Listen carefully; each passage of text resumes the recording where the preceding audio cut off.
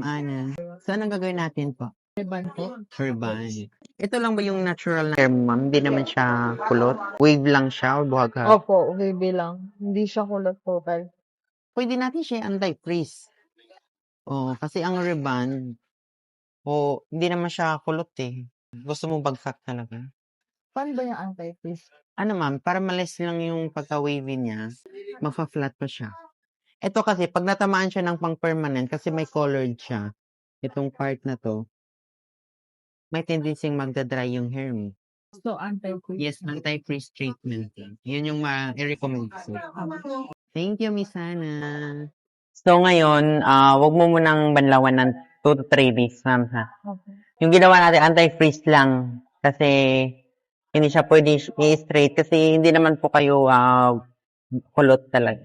Maliles lang yung pagka, wavy or buhaghag ng hair mo. Gano'n siya katagal? 2 to 3 months, ma'am. Depende po yun sa pag-alaga ng hair mo. O kailangan gamitan mo siya ng Fora, hair mask, para ma-maintain mo siya. Yan yung pang-maintenance mo sa bahay para healthy. Pero meron naman yun sa online. Meron, ma'am, online. Meron kaming TikTok, Shopee, tsaka Lazada. Okay. Thank you so much.